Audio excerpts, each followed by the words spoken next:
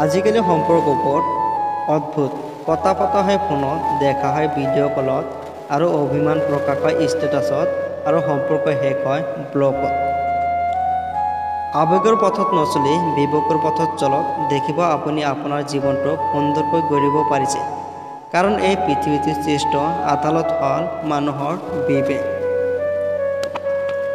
সমস্ত গুণ কম হৈ যায় কাৰোবাক আপোন কৰিবলৈ ভাবে আৰু এটা দুখে যথেষ্ট কাৰোবাক হেৰুৱাৰ কাৰণে।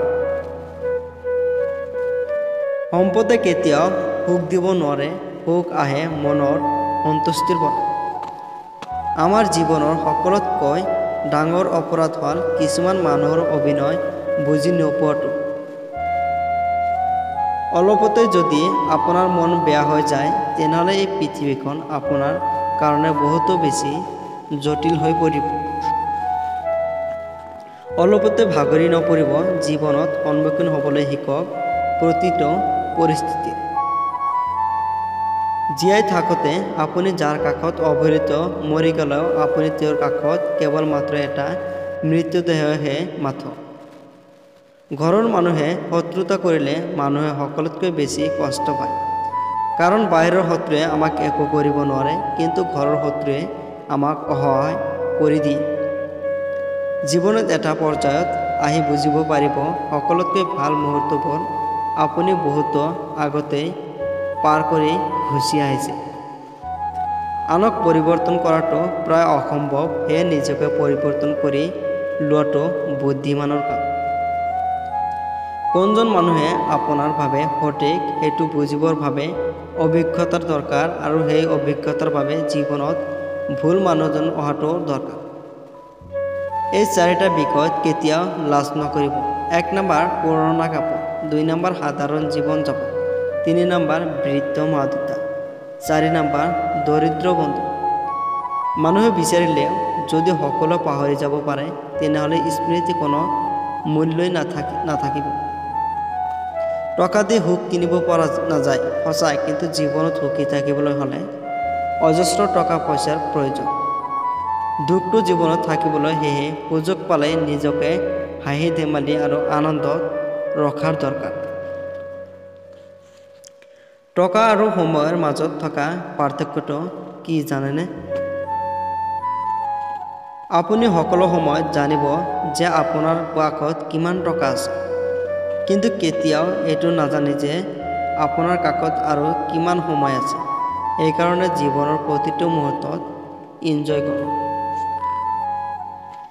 বেইমানে কেতিয়াও অনুতপ্ত নহয়, স্বাৰ্থপৰে কেতিয়াও কৃতজ্ঞতা স্বীকাৰ নকৰে আৰু সুবিধা দাবী কেতিয়াও কাৰো আপোন হ'ব নোৱাৰে। হাঁহি সুন্দৰ, হাঁহিৰ জানিলে কথা সুন্দৰ, ক'ব জানিলে মন সুন্দৰ, দুখী থাকিলে আৰু জীৱন সুন্দৰ ভগৱানৰ মনত ৰাখিলে। কাৰোবাক ভাল পোৱাটো অপৰাধ নহয়, অপৰাধ হ'ল তেওঁক হাজাৰটা সপোন দেখুৱাই মাজবাটত এৰি দিয়াটোহে। ধন সম্পত্তি থাকিলেও আপুনি ভাগ্যৱান নহয়।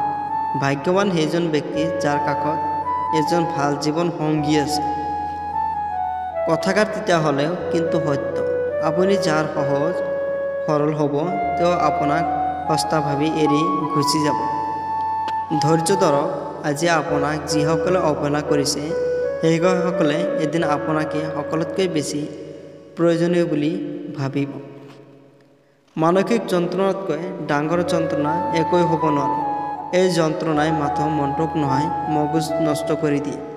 এজন ব্যক্তিয়ে যেতিয়া মানসিকভাৱে ভাঙি পৰে, তেতিয়া তেওঁ সঠিক সিদ্ধান্ত ল'ব নোৱাৰে। কাৰোবাক কন্দুৱাই নিজকে যদি ডাঙৰ বুলি ভাবিছে, তেন্তে সেইটো আপোনাৰ ডাঙৰ ভুল। কাৰণ সেইটো অধিকাৰ বিধাতাৰ ব্যক্তিগতভাৱে কাৰোৰ বাবে সৃষ্টি কৰা নাই। অভিশাপ বুলি এটা শব্দ আছে আৰু সেই কষ্টৰ অভিশাপত এদিন আপুনি কান্দিব। কিন্তু কাৰোবাক অন্ধৰ দৰে বিশ্বাস কৰিলে তেওঁ আপোনাক অন্ধ ভাবি ঠগি গুচি যাব। আনক ক্ষতি কৰাৰ পৰা বিৰত থাকক। আনক ক্ষতি কৰিলে নিজৰো ক্ষতি হ'ব। সেয়ে আনক ক্ষতি কৰিবলৈ গৈ নিজৰ ক্ষতি মাতি নানিব।